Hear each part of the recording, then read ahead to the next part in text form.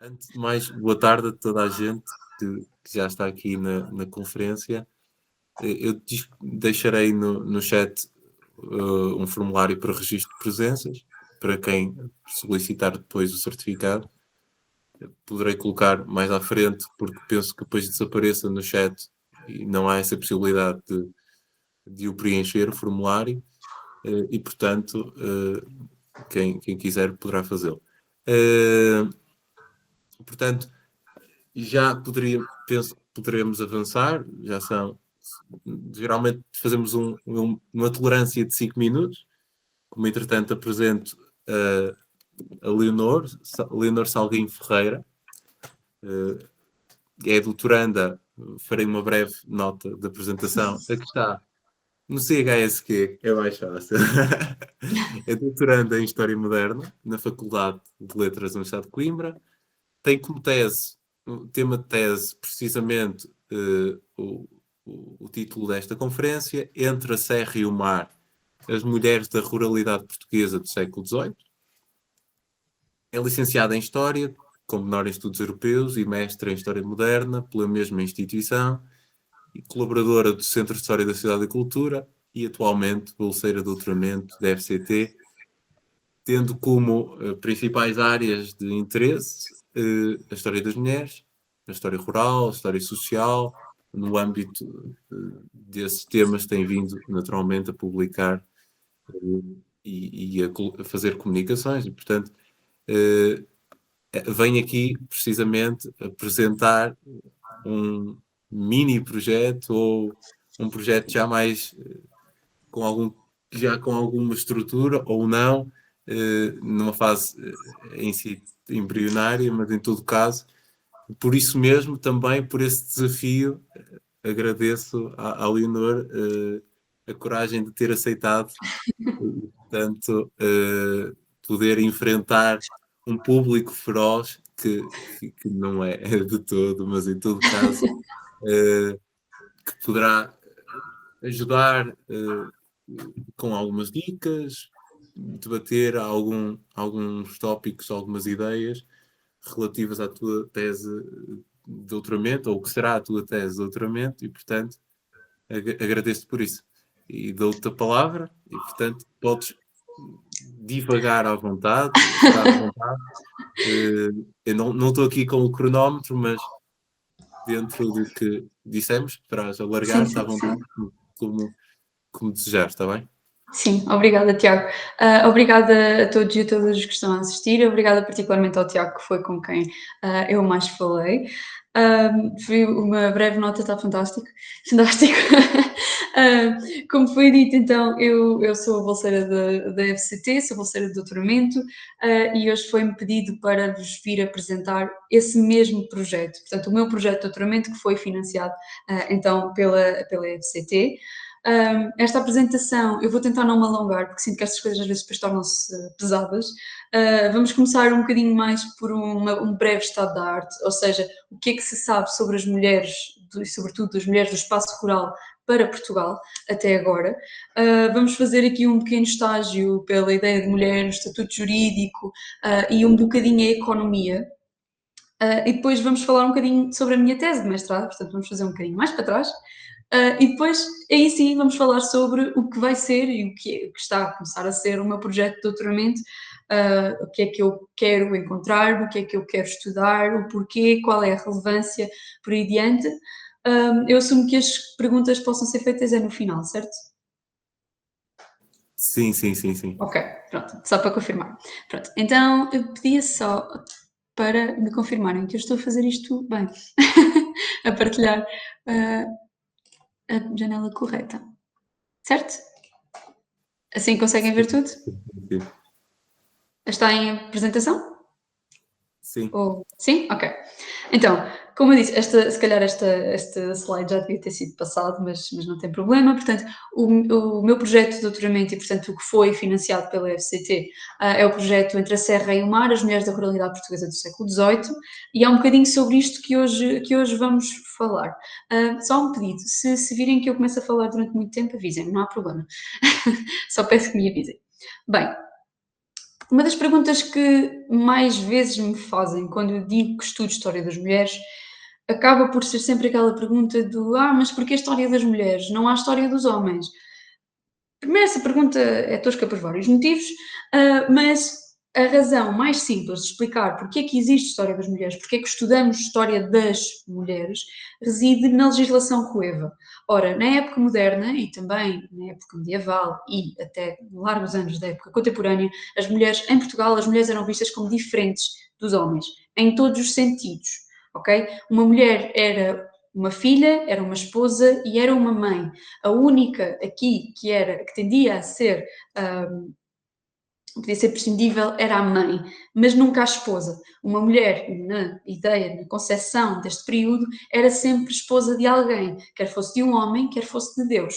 Ora, claro que havia muitas exceções à regra, sobretudo as mulheres dos estratos sociais mais humildes nunca poderiam ser esposas de Deus, não podiam ser freiras nem monjas, porque não tinham capacidade económica para o fazer, mas esta era a concepção em que elas eram englobadas.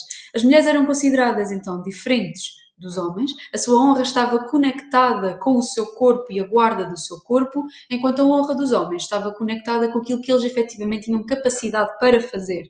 Estava também conectada esta diferença entre homens e mulheres no fraco entender das mulheres. Este fraco entender constava da lei, está bem? Havia coisas que as mulheres não podiam fazer, como por exemplo prestar fiança ou ser testemunha num ato jurídico, porque tinham este fraco entender, era literalmente assim que estava escrito, era o fraco entender, eram situações muito graves e muito importantes para elas poderem participar, e portanto é esta a razão, é esta a concepção de mulher, era assim que elas eram vistas, e é também um bocadinho nisto que nos baseamos para justificar, quando é preciso justificar, porque é que se faz história das mulheres. Ora, há algo que eu gosto sempre de dizer, porque é muito diferente do que nós costumamos ver da cultura, de filmes, de séries, de livros, de tudo que nós costumamos consumir agora. Ao contrário do que acontecia, por exemplo, em Inglaterra, na generalidade dos países além Pirineus, as mulheres em Portugal e no que é atualmente Espanha, que tivessem mais de 25 anos, solteiras ou viúvas, eram totalmente livres, ok? Elas tinham toda a liberdade de praticar, como diz aqui a Lina Guimarães, praticar qualquer ato sem necessitar da intervenção de qualquer parente masculino. Podiam vender, comprar, arrendar, por aí diante, nas mesmas condições que os homens da sua mesma idade. Ora, nesta altura, a idade de emancipação, portanto, a maioridade, que hoje é aos 18, na altura era aos 25, e nós vemos as mulheres a agir completamente, de forma completamente livre. Que mulheres é que não agiam desta forma? Normalmente as mulheres da nobreza, da realeza também, e ainda da burguesia, porque a cultura desses estratos sociais não permitia que assim fosse. É neste sentido que nós vemos mulheres, sobretudo mulheres humildes, a trabalhar diariamente. Mas é mais do que este trabalho está conectado a outras coisas que não a questão da liberdade. Está conectado também com a pobreza inerente a este período, mas já vamos aí. Ora, a lei, e também como dizia Lina Guimarães, a lei portuguesa da altura refletia mais sobre o património das mulheres do que propriamente sobre as mulheres. E isto estava sobretudo conectado com o casamento. Ora, nesta altura os casamentos eram feitos por carta de a metade, ou seja, algo similar à nossa comunhão geral de bens atual, no qual o património, depois de casar, o património daquela família pertencia totalmente à mulher e totalmente ao homem. Quando um deles morria, a pessoa não herdava do cônjuge, portanto, imaginemos que falecia o marido, a esposa não herdava dele, mas ficava com 50% do património porque lhe pertencia, sem qualquer reserva. Portanto, além disto, é importante aqui notar a questão do dote. O dote português também é muito diferente do que nós costumamos ver. Nós costumamos ver muitas vezes a falar do dote inglês. O dote inglês tendia a ser mais uma troca monetária e era entregue diretamente ao marido. Em Portugal isto não acontecia. O dote era entregue, também os homens também podiam ter dote, mas normalmente o dote era feito a mulheres, às noivas, e só a ela pertencia. O marido simplesmente administrava o dote. Ele não o podia vender, ele não o podia doar, ele não o podia partir em pedaços de todo, só o administrava. Quando ela morria, o dote era herdado por seus filhos ou, não havendo filhos, era herdado ou passava de novo para a família. Nem que ela estipulasse por testamento que o dote passava para o marido, isso nunca acontecia, não era possível, pela lei. O dote português era então visto como uma proteção para as mulheres, para as salvaguardar da possível má administração feita pelos maridos. Ora, falámos há pouco da pobreza e falámos há pouco do trabalho. Ora, é importante notar aqui que as mulheres existiam ativamente na vida civil e económica do antigo regime. Elas trabalhavam, elas pagavam impostos, elas geriam ofícios, elas geriam património, chefiavam famílias e tudo por aí além. Sobretudo porque assim obrigava a estrutura económica deste período.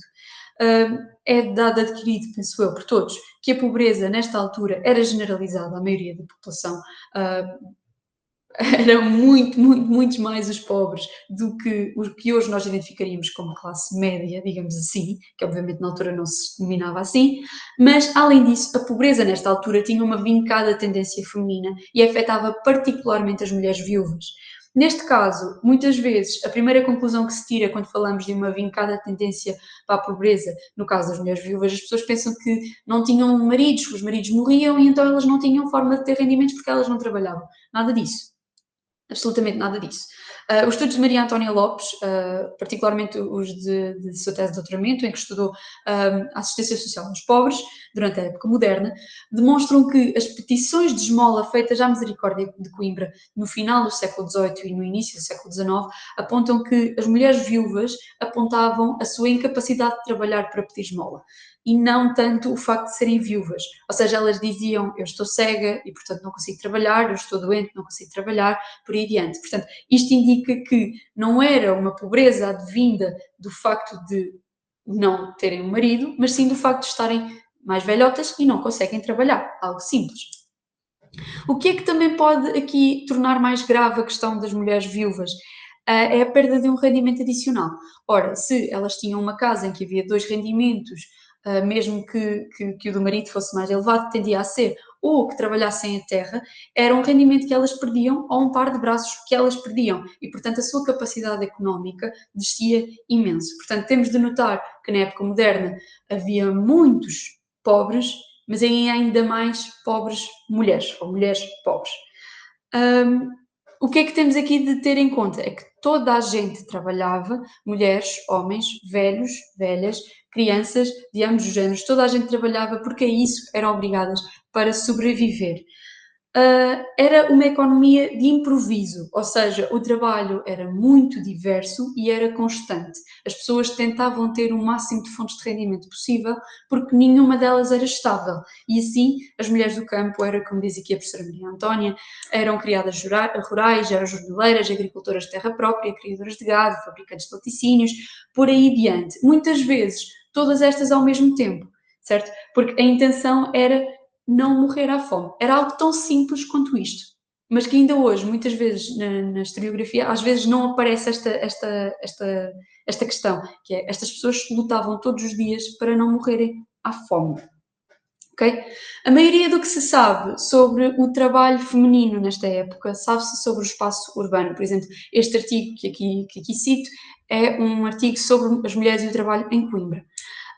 Isto deve-se a várias questões, a mais simples de todas, reside na falta de documentação. Ora, como ainda hoje acontece, e toda a gente que vive em comunidades, em aldeias, comunidades rurais sabe, mais pequeninas sabe, que é tudo feito, ou muitas das coisas são feitas a nível do trato oral, portanto, as pessoas já fazem acordos orais e não tanto escritos. E é exatamente isso que acontecia nesta época. No espaço urbano a vida era muito mais burocratizada, portanto temos muito mais documentação, portanto é muito mais fácil, e não é só fácil, os estudos são muito mais robustos porque há muito mais documentação. Para o espaço rural, essa não era a norma. Ora, apesar disto, é importante ter em conta que as mulheres do espaço rural não estão muito estudadas em Portugal. Existe um estudo fantástico da professora Teresa Fonseca para o espaço do Alentejo e do Algarve sobre as mulheres e o trabalho. Existem também muitos trabalhos da professora Margarida Durães, que estudou Braga e o seu termo, e não querendo estudar as mulheres, acabou por estudá-las na mesma, porque elas aparecem nos testamentos e nas doações que estudou. E além disso, e não querendo aqui chegar a brasa à minha sardinha, existe também a minha dissertação de mestrado. Ora, A minha dissertação de mestrado é intitulada As Mulheres de Ançã na segunda metade do século XVIII, Economia e Sociabilidades, e aqui o que se procurou fazer, pronto, a dimensão de uma dissertação de mestrado, que é bastante curta, como estávamos ainda agora a referir, aqui o que se procurou fazer foi conferir o papel das mulheres na sociedade e na economia do meio rural através de uma comunidade pequena e humilde. Ora, o Conselho de Ançã já não existe, mas atualmente a sede de conselho fica a cerca de 15 quilómetros de Coimbra, mais ou menos. Era uma zona rural, era uma zona onde a maioria da população se dedicava à agropecuária, mas também ao trabalho e à extração da pedra e da cal. Era uma comunidade bastante humilde e então foi uma escolha bastante óbvia, também porque eu sou de Ançã, então tento escolher uma comunidade, escolhi a minha. Aqui o que se procurou foi exatamente esta questão, foi a sociedade, as sociabilidades, os comportamentos e a economia. Exatamente herdeira desta questão da falta de fontes no espaço rural, a parte da economia, o que eu consegui estudar foi através de escrituras notariais. Não consegui tratar propriamente o trabalho, além do trabalho administrativo e às vezes dos aforamentos que encontramos mulheres a tomar. Portanto, o que esta tese, esta dissertação de mestrado permitiu foi estabelecer um pano de fundo para o que agora vai ser e é a minha investigação em doutoramento. Foi um estudo muito importante exatamente para o projeto que aqui venho apresentar. Aqui o que é que se evidenciou? Evidenciou-se o trabalho agrícola, exatamente através dos contratos de aforamento e de arrendamento também que consegui estudar, mas sobretudo da aplicação do património que estas mulheres tinham de modo a garantir a sua sobrevivência, ou tentar garantir a sobrevivência e, quando possível, a rentabilizar algo. Vemos mulheres que, apesar de serem de estratos sociais humildes, conseguem aglomerar bastante património e conseguem rentabilizá-lo de alguma forma. Conseguimos conhecer a sua inserção no mercado, por exemplo, creditício, a utilização do património para benefício próprio e benefício alheio, entre outras questões.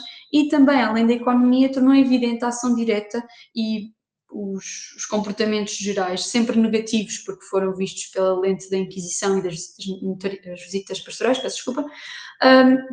Portanto, estudar os comportamentos das mulheres, como é que elas eram vistas e como é que elas efetivamente agiam no âmbito rural. Porém, muito foi o que ficou por conhecer e por fazer, como é normal, numa tese de mestrado, numa dissertação de mestrado.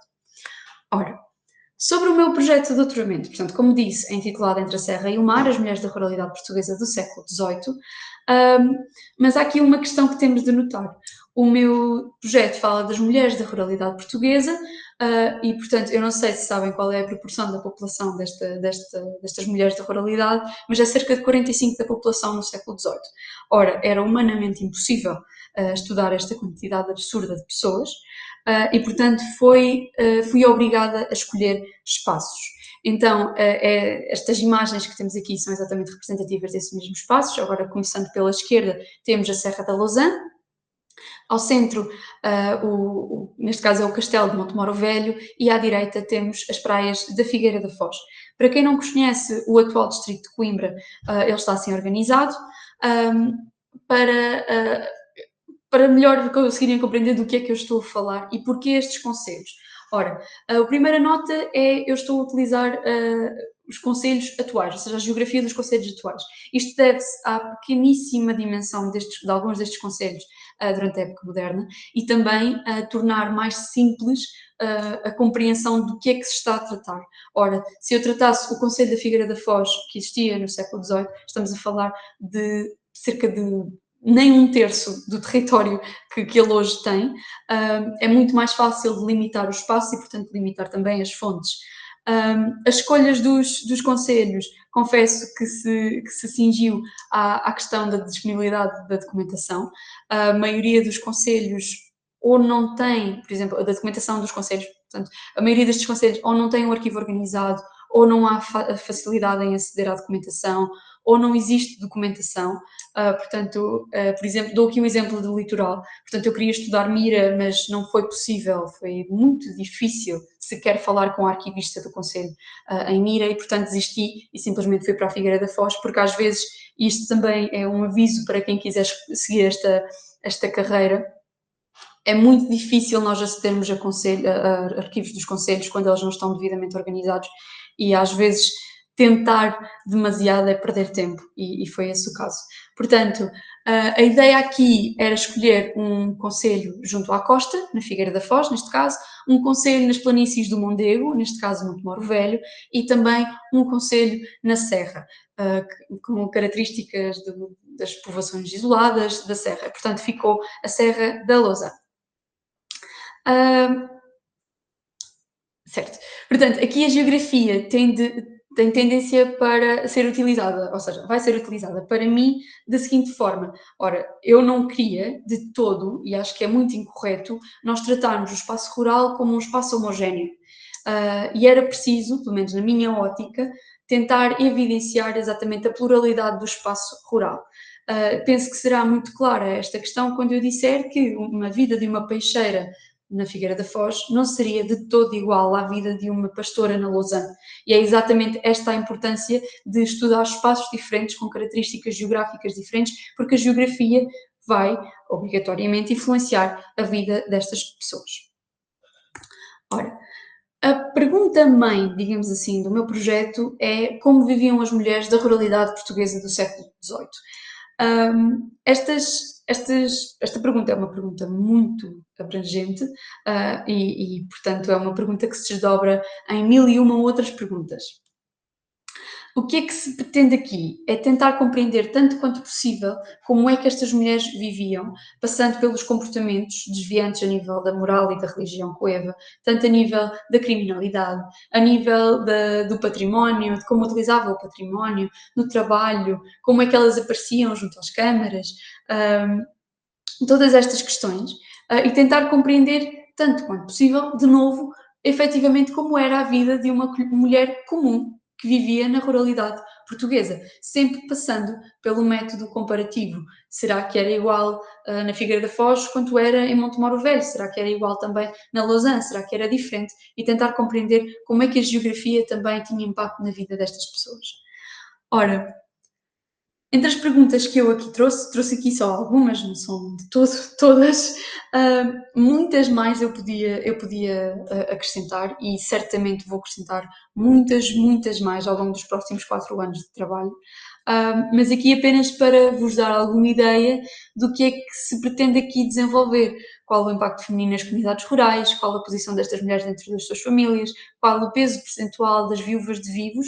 As viúvas de vivos, eu sei que não é um termo que muitas vezes se ouça, viúvas de vivos são as mulheres que ficavam, cujos maridos partiam, fosse para o Brasil, fosse para as migrações sazonais, e que não voltavam.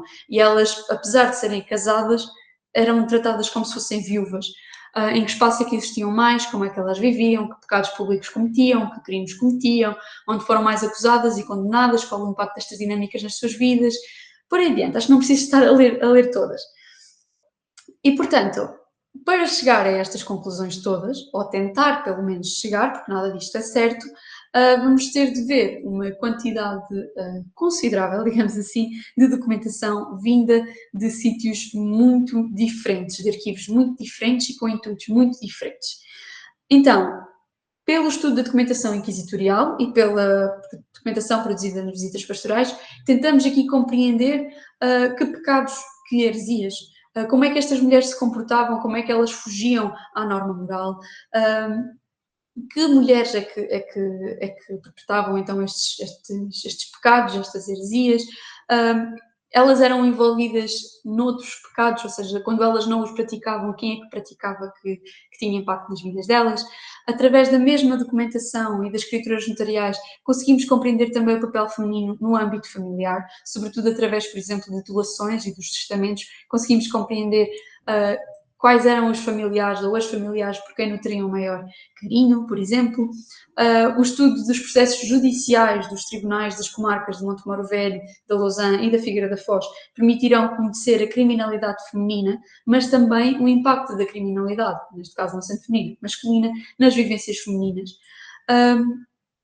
Por sua vez, as escrituras notariais, que são uma fonte de que as pessoas tendem a fugir porque são dificílimas de ler, confesso, mas de que eu gosto muito. Estas escrituras notariais, além da questão da família, vão permitir também compreender a administração patrimonial desempenhada por estas mulheres, quais as diferenças também qual era a propriedade que elas tinham, ou seja, como é que eram as terras que elas estavam a administrar, e também aqui dá para perceber particularmente as diferenças entre a administração feita por senhoras, portanto por mulheres que eram tratadas por dona, e por mulheres a quem eu chamo comuns, ou seja, mulheres que não tinham esta forma de tratamento do dona, mas também a inserção das mesmas, por exemplo, nos mercados fundiários, nos mercados creditícios, no trabalho da terra, por aí adiante. Muitas vezes conseguimos compreender como é que elas utilizavam o património, mesmo não articulando com a família, como é que elas aplicavam o património para seu benefício. Eu posso aqui dar um exemplo. Li há pouco tempo uma doação de uma mulher na Lausanne que dá a um homem com quem não tinha qualquer laço familiar, ela dá-lhe uma casa velha, mas para ele ter essa casa velha, ela obriga-o a construir-lhe uma casa nova e especifica até a cor da madeira que essa casa vai ter nas portadas, nas janelas, nas portas, por aí adiante. Portanto, compreender todas estas artimanhas, podemos chamar-lhes artimanhas que elas tinham para sobreviver neste contexto. Além disso, os fundos municipais também são muito importantes, os arquivos municipais. A documentação aqui é muito mais variada. Aqui temos atas das câmaras, temos registros de pagamento de impostos, temos registros de ofício, por aí adiante, e aqui conseguimos ter muito mais variedade de informação. Podemos tirar conclusões relativas ao trabalho feminino, por exemplo, que mulheres e que ofícios é em que elas se registavam, que impostos elas pagavam, sobre o que é que esses impostos dizem sobre o que elas estavam a fazer, e também é algo particularmente interessante que vemos regularmente nos trabalhos sobre o espaço urbano, as lutas em que elas apareciam nas atas camarárias, particularmente as vendeiras, que apareciam muito nas atas. Peço desculpa. Além disto, queria também ver a documentação de confrarias e de misericórdias. Se existir esta documentação, muitas vezes já se perdeu, porque esta documentação permitirá conhecer as mulheres pobres, as mulheres completamente miseráveis, que não deixavam mais registros além do seu registro de batismo, o registro de óbito e as poucas provas delas a pedirem ajuda junto das misericórdias e das confrarias. São estudos muito interessantes e que nos permitem conhecer melhor esta população que não deixa rastro escrito. Já é difícil o suficiente nós conhecermos as mulheres do espaço rural, quanto mais as mais pobres de todas elas. Nas palavras da professora Irene Vaquinhas, as mulheres rurais são as esquecidas entre as esquecidas, e eu acrescentaria que as mulheres rurais e pobres ainda mais o são. Toda a informação extraída deste universo de fontes será, claro, submetida ao método comparativo. A intenção aqui é compreender quais são as semelhanças e quais são as diferenças entre as vivências femininas na serra ou nas planícies do Mondego e ainda junto à praia. Aqui a intenção é compreender a ruralidade como um espaço plural e as mulheres da ruralidade como pessoas plurais, também elas. Eu penso que falei muito rápido, porque de repente já estou nas considerações finais, mas o intuito deste projeto, dos próximos 4 anos de trabalho a que eu me propus, são então o colmatar a ausência historiográfica relativa à história das mulheres rurais. Só para comparação, a história das mulheres do espaço rural está muito, muito, muito feita aqui nos nossos vizinhos em Espanha, particularmente na Galiza. Já não é sequer visto como um tema inovador, enquanto em Portugal ainda é, o mesmo no resto da Europa. Portanto, procura-se aqui começar a colmatar esta ausência historiográfica e também começar a trazer para a luz as vivências desta grande porção da população. Estamos a falar de cerca de metade, são 45% das pessoas residentes em Portugal, valorizando sempre a pluralidade da ruralidade e a pluralidade das mulheres que a habitavam. Aqui procura-se então conhecer mulheres de lugares diferentes, com ocupações, preocupações, comportamentos, com famílias diferentes, procurando encontrar então os pontos de confluência e de divergência das vidas das mulheres, também elas plurais. Pretende-se, no fundo, e agora sim com uma última conclusão, um conhecimento mais completo e aprofundado da população portuguesa do século XVIII, focando-se num dos grupos menos estudados pela historiografia portuguesa, as mulheres da ruralidade. Bem, hoje era tudo o que eu tinha para vos trazer, tenho apenas aqui as referências às imagens Eu penso que falei extremamente rápido e peço desde já desculpa. Mas este é o meu projeto. Sim. Obrigado, Leonor. Não não falaste rápido. Ok. Foi. Posso parar de partilhar ou mantenho? Podes parar. Ok. Penso que foi o ritmo que toda a gente acompanhou, naturalmente. Ótimo. Uh, uh, tendo já então terminado, segue-se agora um período normal de debate. Quem quiser colocar questões pode levantar a mão ou então colocar no chat a questão, se assim entender, e portanto poderá fazê-lo. Eu tenho aqui um conjunto de considerações muito grandes, mas se, ou entretanto, se calhar Eu coloco algumas. tenho uma questão, Tiago, ou melhor, tenho uma questão que posso desdobrar em duas, uma de âmbito mais pessoal e outra que é de âmbito mais dirigido ao trabalho da Leonor. Começando por esta segunda, a Leonor tinha falado naquela questão, naquelas várias questões que tinha colocado da questão da criminalidade. Achei interessante esse aspecto. Gostaria de saber como é que nesse tempo que está a ser estudado a criminalidade feminina se diferenciava em relação à criminalidade masculina. E, de certa forma, até que ponto a geografia realmente influenciava essa dimensão, não é? E a pergunta de âmbito mais pessoal é relativamente ao mestrado, quais foram as principais dificuldades? Isto porque tinha referido há pouco aquela questão de haver um limite e de haver essa tensão entre o desejo e a vontade de tentar transmitir tudo e depois os limites físicos da dissertação que são impostos, não é? E nós não temos qualquer controlo. Muito obrigado. Obrigada. Eu posso responder já ou... Penso que sim. Ok. Então, eu vou começar pelo do mestrado porque é mais simples de responder. A maior dificuldade para mim no mestrado, primeiro, foi lidar com as fontes, no sentido em que o meu projeto do mestrado era muito mais abrangente do que ele acabou por ser. Por exemplo, eu queria estudar o século XVIII todo, mas tendo em conta que estamos a falar de uma tese de mestrado, isso era impossível. Quando eu comecei a fazer a recolha do número de escrituras e eu estranhamente comecei ao contrário, comecei do fim do século para trás. E cheguei ali nem a meio dos livros ia, mas já, ou melhor, já ia a meio, já estava a começar na primeira metade do século e já tinha mais de 2000 escrituras para ler. Pronto. E assim eu falei com a professora Maria Antónia Lopes, que é a minha orientadora, tanto foi no mestrado e no doutoramento, e mostrei-lhe este número e ela disse, não, Leonor, não, vamos fazer metade do século, porque é muita coisa, e se tivesse mantido, acho que ainda hoje estava a fazer a tese. Pronto.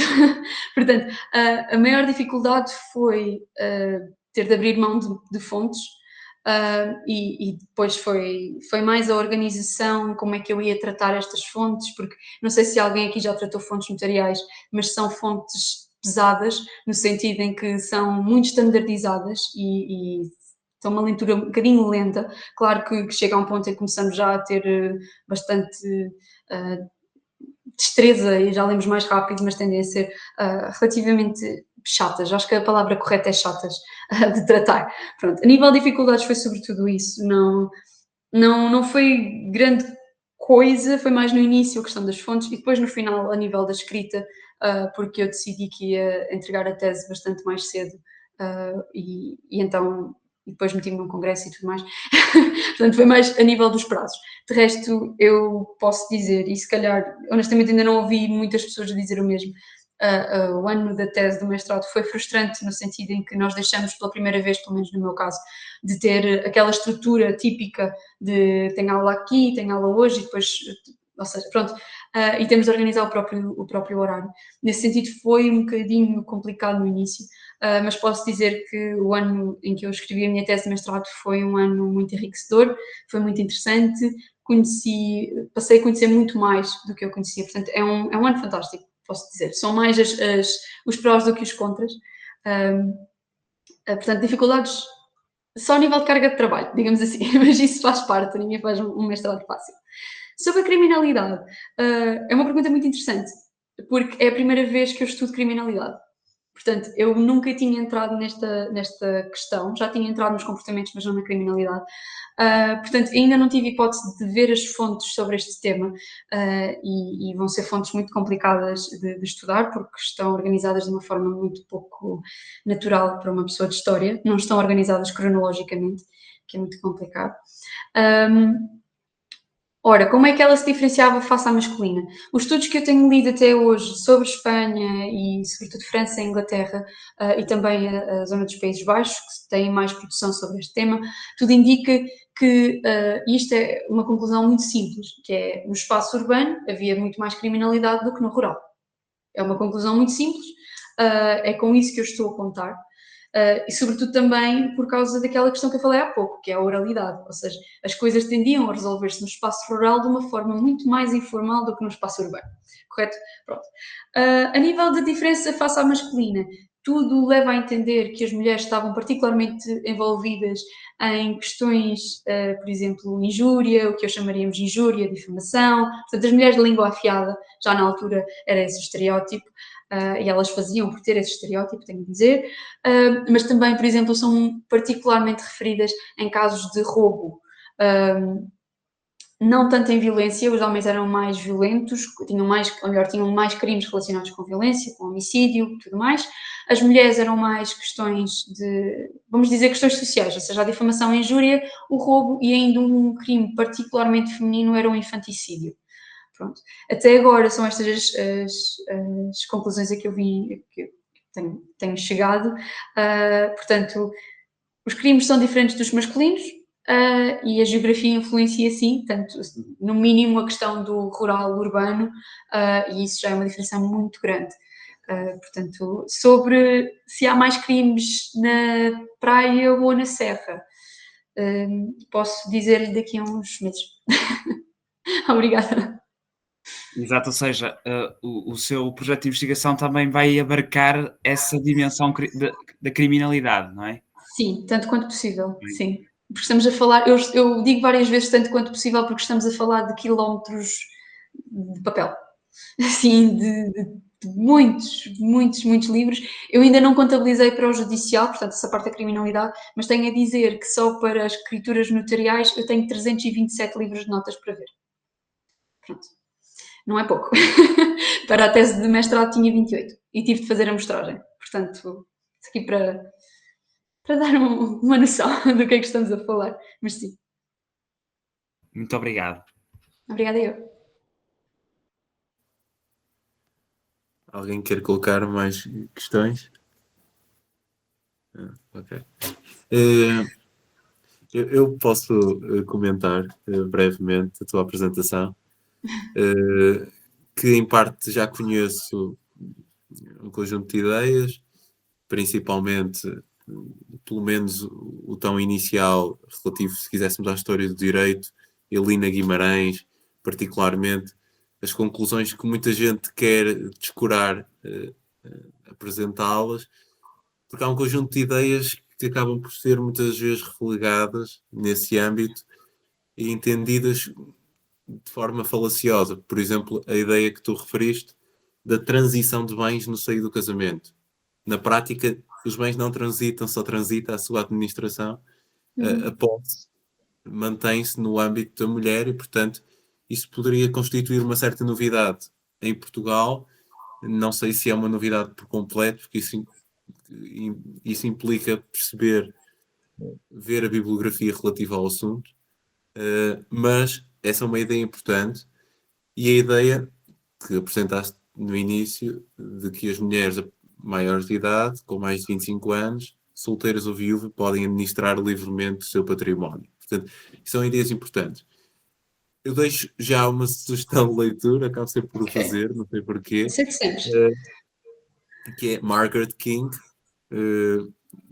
naquela obra O Homem Renascentista, certo? Não sei se já leste, portanto, que é sobre a mulher renascentista. Faz um conjunto de protótipos de mulher na época moderna, que, por exemplo, Eva, Maria, Sim, sim, sim, Amazona, sim.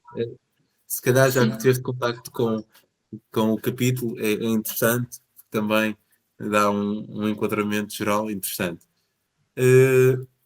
Achei muito interessante a seleção das localidades. A seleção das localidades.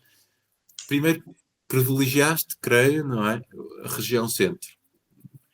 Não sei se tentarás posteriormente selecionar outras regiões do país, porque poderá trazer uma visão, em alguns aspectos, equivocada do cenário geral, não é? Tendo em conta o tema de doutoramento, não refere à região centro.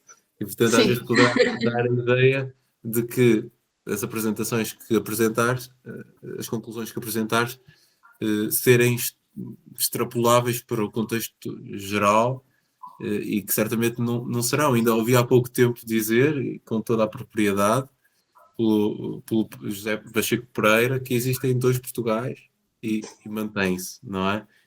Na época moderna já existia, não é? E Não portanto, pronuncio. não? Ok, Não pronuncio. ok. Relativamente à documentação, eu achei incrivelmente extensa. Eu espero que leves a bom porto. Temos documentação inquisitorial, visitas pastorais, fundos municipais, confrarias, misericórdias Notariais e as notariais e e, não sei, judiciais. e os judiciais. Portanto, que certamente têm alguma proximidade. Portanto, isto é uma carga interessante, mas espero que leves a bom porto. Eu ia te perguntar relativamente ao universo da violência, mas o Duarte acabou por colocar essa questão. Não sei se terás grande enfoque à violência sobre as mulheres pobres, não é? Que é um aspecto que tem de ser trabalhado, mas que já existem alguns estudos e, portanto, também poderás ter essa facilidade. Achei muito engraçado quando estava a pensar relativamente. Colocaste um slide e, de facto disseste falta combatar historiograficamente esta questão. E aparece logo Salguinha Ferreira com um notável estudo de. E eu pensava que ia dizer Leonor Salguinho Ferreira. eh, e depois colocaste Margarida Durães, etc. Mas Temos de ter humildade. Temos de ter humildade. humildade, sem dúvida. Ter humildade.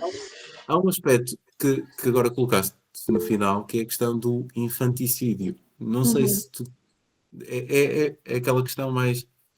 Eu raramente ouço falar sobre o assunto nos estudos recentes. Não sei se darás um enfoque particular ou não.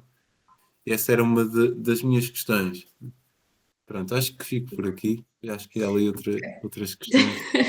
Tenho aqui muitas coisas para responder. Eu prefiro fazer assim por blocos, senão Sim, vou sim. perder. Não precisas responder a tudo. Eu tenho aqui algumas. Mas algumas são, a maioria é a resposta muito simples, confesso.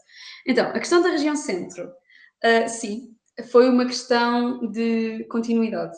A ideia é muito mais fácil e muito mais, vou dizer, bem estruturada, uma comparação entre estes espaços do que eu estar a comparar Caminha com a Serra da Estrela com Faro.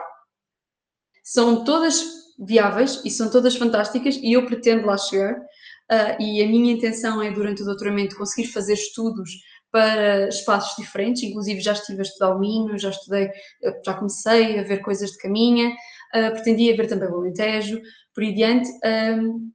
Portanto, é uma intenção, mas com estudos por fora do doutoramento, digamos assim. O título pode induzir em erro, pode, mas podemos dizer isso sobre todo e qualquer projeto da FCT, porque não conseguimos pôr tudo num título. Ora, o processo da amostragem é um processo muito comum, quase toda a gente faz um processo de amostragem. O facto há quem diga até que o facto de eu querer estudar as mulheres e não toda a gente, isso já é uma amostragem, pronto. E é exatamente esta amostragem, é exatamente o processo de escolher geograficamente onde é que eu quero estudar. Pronto. Foi honestamente uma questão de ser mais prático, de a comparação destes espaços ser muito melhor estruturada assim, desta forma. E sim, pronto, aqui pondo os pontinhos que tu disseste, quero estudar outros sítios, quero comparar outros sítios. Eu já vi coisas engraçadas para caminha, já notei coisas interessantes, diferenças a nível dos notariais. Não muito, vi há quase um ano já, mas é definitivamente algo que eu quero notar. Se estas coisas podem ser todas aplicadas, tudo o que eu disser aqui, se pode tudo ser aplicado a outros espaços, eu tenho uma opinião, que é toda a historiografia que nós lemos serve-nos de base, não nos serve de prova. Quando estamos a fazer um estudo destes, okay? Estamos a fazer um estudo destes. Ou seja, para a minha tese de mestrado e para a minha tese de doutoramento, eu reli os trabalhos de Margarida Durães, porque são efetivamente muito interessantes neste aspecto, no aspecto das mulheres e do património, que é algo que eu tenho estudado bastante. Mas eu não conectei de imediato o que se passava em Braga e no termo de Braga para Ansan, porque é muito longe e é muito diferente fazer essa conexão. Ou seja, o que é que eu aqui quero? Quero criar um pano de fundo. Por exemplo, se eu for estudar depois a Serra da Estrela, se calhar os dados que eu tenho para a Bolzã, que é uma outra serra, já vão ser úteis. E isso já vai ser interessante. Portanto, é esta a minha visão, pelo menos para mim. Pronto. A nível da documentação, sim, foram decisões que eu tomei. As decisões foram exagerar. É um grande problema. Eu acho que neste momento é o problema do meu projeto de doutoramento, porque efetivamente é muita coisa e vou ter de criar um processo de amostragem para quase todos os fundos. Eu vou ter de fazer amostragem para quase tudo, porque é humanamente impossível, mesmo tendo 7 anos, desculpa, mesmo tendo 4 anos, é humanamente impossível eu ver tudo. Sobretudo os notariais, imaginem, cerca de, por exemplo, na Lausanne, cerca de 20% das escrituras em cada livro notarial, eu tenho de as ver porque têm mulheres a agir de forma independente. Pronto. Para a Lausanne tenho 80 livros. Portanto, é muita coisa, vou ter de fazer um processo de amostragem que ainda estou a afinar, portanto não posso já dizer como é que vai ser, mas vai ter de ser através da amostragem, que é complexo, pronto. São projetos que tendem a ser ambiciosos e o meu tende a ser ambicioso por causa da quantidade maluca de documentação que eu selecionei. A violência sobre as mulheres pobres. Eu gostava de estudar a violência sobre as mulheres todas. Todas e todo o tipo. Eu acredito que tenha indícios disso na parte da criminalidade, portanto, dos processos judiciais, mas também já tenho e já estudei um bocadinho através das visitas pastorais. Tenho homens que são punidos por baterem nas esposas, por baterem na sogra e ainda mais, mais do que a violência física, tenho muitos homens em que é escrito algo do género de embebeda-se com vinho e trata mal todas as mulheres por quem passa, coisas do género. Portanto, é mais evidente, pelo menos nas visitas pastorais, a violência verbal, digamos assim, do que a física, mas sim, gostava muito de tratar essa questão. O infanticídio, eu penso que ultimamente não têm saído muitos estudos sobre o infanticídio em Portugal. Sei que a professora Maria Antónia tem alguns estudos sobre isso. Eu gostava muito de estudar, mas isto tudo depende se existem registros ou não. Pronto, tudo na história tende a ser assim, não é? Há registro ou não, posso estudar ou não. É algo muito em aberto. Eu não sei se vou encontrar infanticídio, até porque temos de ter em conta uma coisa, que era o infanticídio, na maioria dos casos, estava conectado com a pobreza e com a falta de estrutura comunitária para tentar ajudar a criar aquela criança. E isso é muito mais comum no espaço urbano do que é no espaço rural. No espaço rural, nós temos inclusive, por exemplo, há registros, isto é um estudo da professora Maria Antónia Lopes também, de um pároco que envia uma nota a uma roda, penso que é a roda aqui de Coimbra, a roda dos expostos aqui em Coimbra, posso estar equivocada, mas penso que é daqui de Coimbra, em que um pároco diz, esta mulher é solteira, mas foi mãe e é muito boa pessoa, então aconselho que lhe deem uma criança para ela amamentar, para ser ama de leite. Portanto, no espaço rural havia este sentido de comunidade, portanto, eu acredito que encontram menos infanticídios do que no espaço urbano. Mas, de novo, isto é sem ter visto ainda a documentação. Pronto. Penso que respondi a tudo. Sim, obrigado. Tem aqui o João que também levantou a mão. Penso, pode colocar a questão. Não sei. Oi, tudo bem? Sim, sim. Ai, é o Ah, João. Já estou a reconhecer. Sei quem é, João. Era só uma pequena questão. As mulheres tinham mais direitos nessa época do que, por exemplo, durante o Estado Novo? Só uma questão de curiosidade, só. Ok. Que pergunta pesada. Não. Hum. Não tinham mais direitos, tinham direitos diferentes.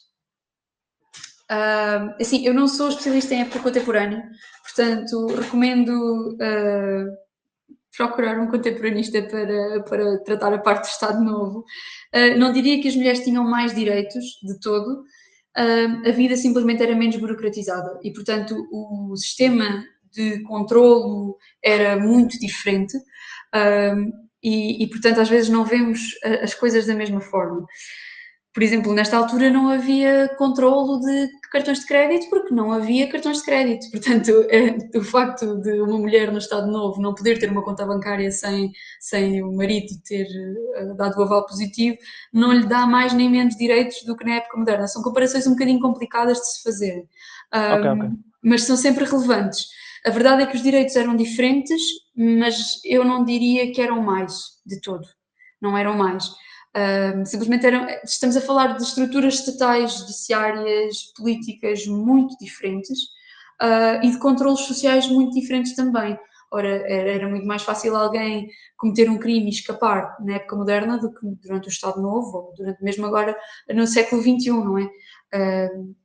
Não diria que tinham mais, não diria que tinham menos, eram completamente diferentes, estamos a falar de ordens sei lá, societais muito diferentes. É uma boa pergunta, mas é uma pergunta muito pesada e que dava um livro em si mesmo. Acho que era só diferente, acho que pode-se explicar assim. Ok, obrigado. Obrigada, eu. Sim, de facto, foi uma pergunta.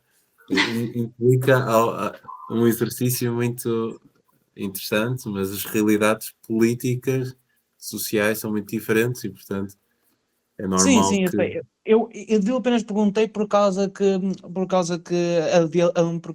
de Leonor disse que após aos 25 anos elas basicamente eram livres para administrar o poder económico, desde que estivessem solteiras ou viúvas. Daí eu perguntar. Sim, mas lá está. Eu não consideraria que tinham mais direitos. Eu penso que seria mais o caso de terem direitos diferentes, deveres diferentes, porque a própria estrutura, até económica, da época era completamente diferente. E, portanto, a lei, a legislação respondia de forma diferente. Pronto, o Estado Novo já é herdeiro da concepção burguesa do que é a mulher anjo, a mulher que tem de ficar em casa, a tomar conta dos filhos, a mulher que regressa ao lar, regressa aqui com muitas aspas, porque a mulher nunca lá esteve, e nesta altura ainda não havia essa concepção. Portanto, é uma pergunta fantástica, mas que eu acho que conseguimos estar aqui o resto da tarde. Ok, Também temos obrigado. também temos de ter em conta que certamente haver mulheres solteiras a partir dos 25 anos, ou seria porventura uma anormalidade, não é? Ou uma exceção à regra. Portanto, haver mulheres independentes no sentido que hoje nós lhe atribuímos e com uma capacidade de atuação livre, entre aspas, não é? Sim. Seria uma quase inexistência, não é? E, portanto, Elas existiam, mas normalmente havia uma razão muito simples para elas. Havia duas razões tendencialmente simples para essa questão. A primeira era ou eram demasiado pobres e ninguém queria casar com elas, ou eram demasiado ricas e ninguém queria casar com elas. Isto não estou a falar da nobreza e tudo mais, aí era completamente diferente. Nas mulheres comuns, é assim, eu concordo. Há duas ideias. Nesta altura, ou há pessoas que pensam que o matrimónio era apenas para uma questão de procriar, e há quem compreenda que o matrimónio era uma questão de sobrevivência. Eu concordo mais com a questão da sobrevivência, porque nós vemos as mulheres assim que perdem os maridos, ou muitas delas perdem os maridos, é um rendimento adicional que perdem, é um par de braços que perdem e, portanto, tendem a cair na pobreza. As mulheres solteiras, as que nos aparecem na documentação, a maioria delas tinha património. O que isso quer dizer é que não encontraram um parceiro equilibrado. Nesta altura, havia quem casasse por amor, mas normalmente o casamento por amor, digamos assim, era entre pessoas equilibradas, que tinham mais ou menos o mesmo património ou a mesma falta dele. Portanto, havia mulheres solteiras, não eram assim tantas. Pronto. Na nobreza e pronto, nos estratos sociais mais avantajados, as mulheres solteiras normalmente era uma questão económica, no sentido de poupar património para não ter de se dar um dote. A maioria delas acabava por entrar em conventos. Apesar de em conventos também não ser uma coisa barata, porque tinham de se dar dotes, muitas vezes, para cima de 1 milhão de reis para entrar num convento. Portanto, são aqui realidades diferentes. Sim, há aqui muita gente que não é de época contemporânea, o Duarte vai colocar numa questão, por exemplo, não devem conhecer bem a ideia de que é um dote, não é? Pois, É, às vezes tem mas, esse problema, às vezes não explico. sim. Quer dizer, não precisas de Sim, explicar muito, mas é um aspecto importante para compreender as estratégias matrimoniais, não é? E, portanto, quando nós estamos a falar de dote, muitas das vezes, no caso das mulheres rurais, elas nem o tinham, sim, mas são continua a poucos. ser mas é um aspecto importante, principalmente para a aristocracia, não é? Não sei se Sim. queres acrescentar alguma. Posso sim, e a questão do dote que disseste, a maioria das mulheres rurais não tinha, é verdade. Em todas as escrituras que eu li para a minha tese de mestrado, todos, todos os dotes pertenciam, eram referentes a mulheres de elite. Eu não encontrei um único dote de alguém que não tivesse dona no nome. Todos. Pronto. Os dotes existem, mesmo das mulheres mais humildes, mas mesmo as mais humildes já estão um bocadinho acima. Normalmente elas são dotadas até com dinheiro, com terras, às vezes até com roupa de cama, dizem mesmo, com lençóis, cobertores, um tiar, já encontrei um tiar, mas a maioria dos dotes são de pessoas da elite, porque efetivamente tinham um dote quem tinha com o que dotar, certo? De outra forma, simplesmente herdavam dos pais o que tivessem de herdar e seguiam em frente. Sim, penso que o Duarte vai colocar uma questão, mas eu Sim, penso que a questão central tem a ver, por exemplo, com as mulheres pobres havia mais a questão do enxoval, não é? Que ainda é muito recente, Sim. enquanto que não há um dote pecuniário em valor, que nesse caso se Sim, aplica à sim, aristocracia. existia. Claro, Aquilo que eu tenho vindo a perceber é que era mais comum uma doação do que um dote. E isto é muito diferente, porque muitas vezes o dote pode parecer uma doação, mas não o é. O património ter caráter total faz com que ele tenha toda aquela trama legal por trás, ou seja, ele pertence apenas à mulher, é herdado pelos filhos ou volta à família. Uma doação passa para o casal. Pronto. Já vi pessoas a doarem enxovais, já vi pessoas a doarem cobertores, vestidos, saias, brincos, colares, por aí adiante, coisas comuns, e dizem muitas vezes porque ela casou e não lhe dei nada. E isso é muito engraçado também de ver, mas não há muitos dotes das mulheres comuns, digamos assim, das mulheres pobres. podes colocar, Duarte, a questão. sim, ia fazer uma pergunta, mas aproveitando esta deixa que a Leonor agora colocava dos dotes, então a Leonor encontrou tanto para mulheres que se consagravam como para mulheres que iam casar, certo? Ou seja, Não. essa dinâmica de. Ora, os dotes são diferentes. Há vários tipos de dote. O dote que eu encontrei e o que aparece nas escrituras notariais são dotes de casamento, sempre. Ou, se não se aplicarem a mulheres, são dotes patrimoniais, como, por exemplo, as pessoas, os homens que iam para padres, pronto, que eram ordenados, tinham de entrar com algum património para garantir a sua subsistência. Pronto. Os dotes para entrar em mosteiros são registados nos livros dos próprios mosteiros. Esses eu não estudei, nunca estudei. Mas também tendiam a ser avultados. Muitas vezes nem sequer era dinheiro, eram terras que se entregavam aos mosteiros, ou então X alqueires de cereal por ano, por aí adiante. Normalmente eram considerados. Sim. Sim, e a outra pergunta que eu ia fazer, eu há pouco colocava a questão da criminalidade e ele não respondeu bem, mas gostaria de saber se além da criminalidade, também falavas há pouco da questão do comportamento desviante. E essa expressão é muito interessante e muito ambígua. Eu gostaria de perceber aqui se na altura qual era o tipo de comportamento desviante, até do ponto de vista, por exemplo, da sexualidade, se já existia, por exemplo, alguma manifestação de homossexualidade entre as mulheres da época. Achei interessante esse conceito e gostaria de saber. Muito obrigado. Sim, é uma pergunta extremamente interessante. Ora, digo-lhe já sobre a sexualidade.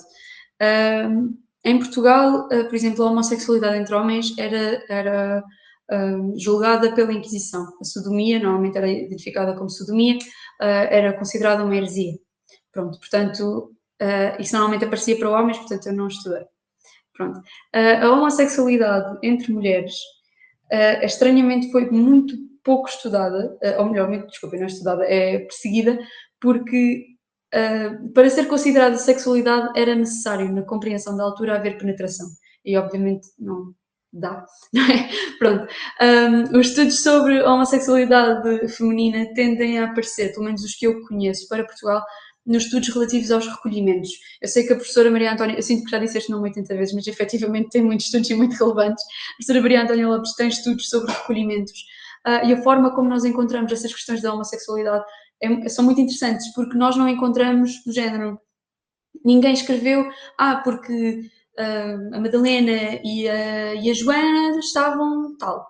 Não, o que aparece é, de repente, nas regras do recolhimento, aparece as recolhidas não podem partilhar cama. Assim. Ou as recolhidas não podem andar de mãos dadas, as recolhidas não podem trocar afetos.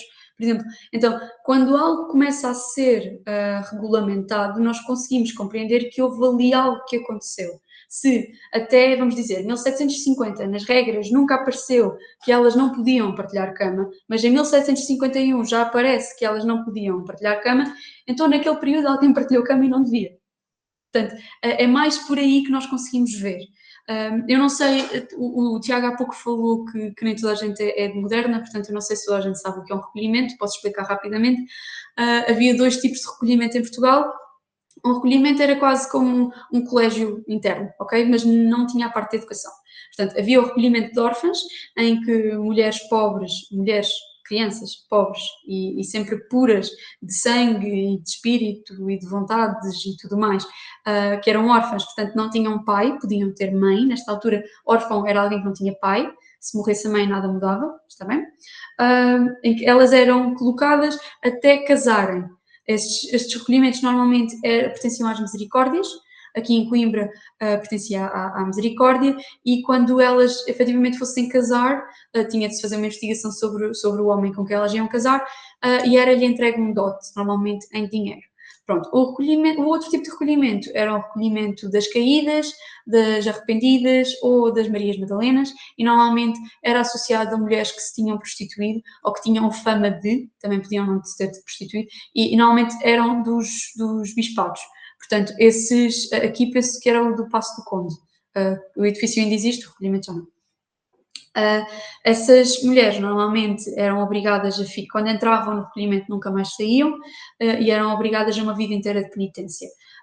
Atualmente isto se calhar já não é tão escandaloso, mas por exemplo elas tinham de rapar a cabeça, nessa altura era um escândalo, tinham de rapar a cabeça, tinham de andar sempre vestidas com o mesmo hábito, não podiam falar, por aí adiante. É sobretudo nesse das arrependidas que vemos casos de homossexualidade. São estudos muito interessantes, porque efetivamente conseguimos compreender, sobretudo na conflitualidade entre as recolhidas, conseguimos compreender os vários comportamentos. Temos tentativas de homicídio, temos tentativas de namoro por janelas, temos homossexualidade, tem mil e uma coisas, e até violência física, verbal. São muito interessantes, porque muitas vezes nós esquecemos que as pessoas dessa altura também eram pessoas e também erravam, e é muito interessante nesse sentido, sim. Não sei se respondi a tudo, acho que aqui me perdi nos recolhimentos.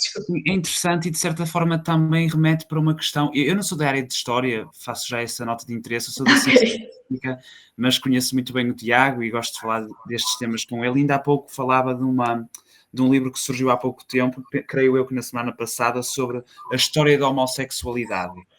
Não sei até que ponto ele vai fazer uma história mesmo extensa, não é? Penso que fala da homossexualidade nos últimos 800 anos, no caso concreto de Portugal, mas realmente essa condição feminina, percebo então que não estava muito estudada, mas esses pequenos aspectos, ou seja, esses aspectos da regulamentação remetem-nos para o proibido, para aquele limite que em verdade era ultrapassado, não é? Ou seria ultrapassado. Exatamente. Muito Às interessante. vezes em história nós temos de estudar os espaços negativos, porque a documentação não nos permite. Ora, não havia nenhum escrivão da misericórdia que fosse ao recolhimento e escrevesse: a Joana e a Madalena estão numa relação amorosa. Claro que não. Mas eles iam lá chegar, iam se deparar com aquela situação e iam regulamentar o comportamento. Então, nós estudamos o que não temos lá, mas o que levou àquele estabelecimento. Muitas vezes é isso que nós encontramos. Por exemplo, quando eu falei do comportamento desviante, ao estudar o que é um comportamento desviante, nós conseguimos compreender o seu oposto. Portanto, se vemos que as mulheres são muito condenadas por terem má língua, então nós compreendemos que o que era suposto elas fazerem é falarem bem para toda a gente e não se maltratarem e serem boas cristãs. Muitas vezes é isto. Infelizmente, quando nós tratamos, e eu falo dos modernistas, dos medievalistas ainda mais, quanto menos papelada nós temos, mais difícil é nós conhecermos efetivamente o que se passou. E às vezes temos de ir ao espaço negativo ou ao que levou ou pode ter levado a certa decisão. Sim. Mas, por exemplo, em relação ao comportamento desviante de forma geral, a prostituição nota-se que nesta altura seria já mais frequente do que qualquer manifestação de homossexualidade. É uma ótima reflexão. Ora, eu posso lhe dizer que nos 50 anos que eu estudei, eu encontrei uma prostituta. Uma. Condenada uma vez. Assim, isto pode estar conectado exatamente à questão urbano, rural, possivelmente no espaço urbano seria muito mais comum. Não é algo que eu lhe possa dizer sim ou não, pronto, também não vou estar a fazer de conta. Mas no espaço rural, lá está, vem aquela questão da interajuda, de um espaço mais da comunidade e tudo mais. A prostituição nesta época, como ainda hoje tende a ser, está estreitamente conectada com a pobreza extrema. E é exatamente isso que nós vemos. Mas o que é que nós vemos também? Essa mulher que eu encontrei, que foi acusada de ser prostituta, nós vemos um completo lavar de roupa suja nas visitas pastorais. E eu estou a falar de lavar roupa suja, estou a falar das testemunhas das visitas pastorais fazerem um debate aceso sobre quem é o pai de cada um dos filhos dela. Portanto, nós temos estas questões. Nada leva a entender que era normalizado. Pronto. Não era bem visto, certamente, nada leva a crer que era normalizado, podia ser comum, eu não tenho essa impressão que fosse, pelo menos no espaço rural e naquilo que eu estudei até agora. Sim. Tem aqui uma questão do Marcelo. Disponha. Olá, boa tarde. Boa tarde. Eu fiquei curioso se nessa época existe algum processo ou mesmo uma personalidade que questionasse a questão feminina, que tivesse algum início de processo revolucionário. Eu sei que é muito difícil nessa época, e se existiu, quem foi, né? Se existe uma personalidade mais marcante e de que forma provavelmente eram punidas, né? Muito, muito provavelmente, e qual seria a punição, e se tiveram êxito no processo revolucionário, se assim existiu. Ora, uma pergunta fantástica, muito obrigada. Eu vou aqui falar um bocadinho mais de Portugal, porque é mais fácil, mas o melhor exemplo que eu lhe consigo dar é o caso de Olympe de Gouges. Olympe de Gouges é francesa, ou era francesa no caso, e quando publicaram, portanto, a Declaração dos Direitos do Homem e do Cidadão, Olympe de Gouges publicou a Declaração dos Direitos das Mulheres e da Cidadã, em 1793. E uma das afirmações que ela faz é: se a mulher pode subir ao cadafalso, ela também pode subir à tribuna. E em 1793, de novo, e afirma, parece num dos primeiros artigos da declaração, em que diz: os homens e as mulheres são iguais ou nascem iguais em capacidades e qualquer outra coisa, pronto. Mas, ou seja, ela própria, em 1793, já dizia estas coisas, sobre como é que eram punidas. Olympe de Gouges foi condenada à guilhotina.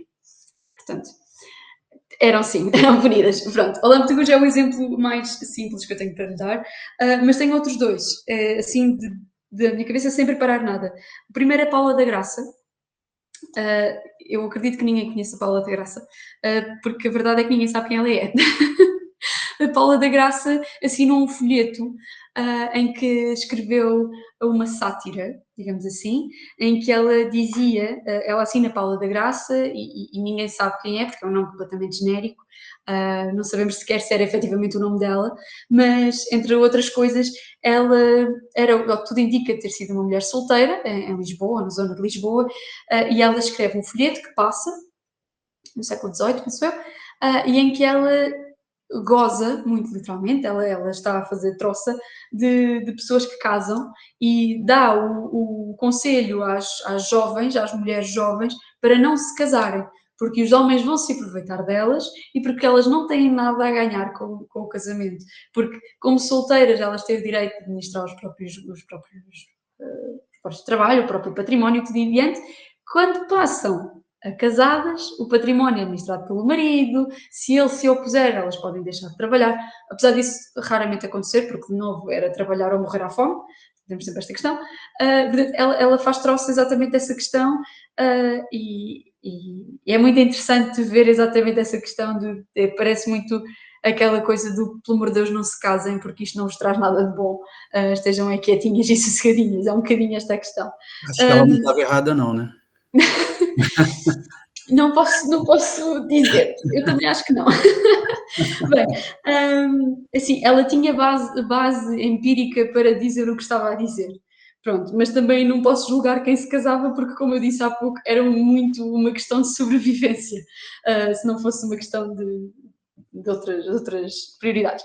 Bem, além disso, já agora na elite, temos, por exemplo, a Marquesa da Lorna, a Leonor de Almeida Portugal, que esteve presa porque era neta dos Távoras, certo?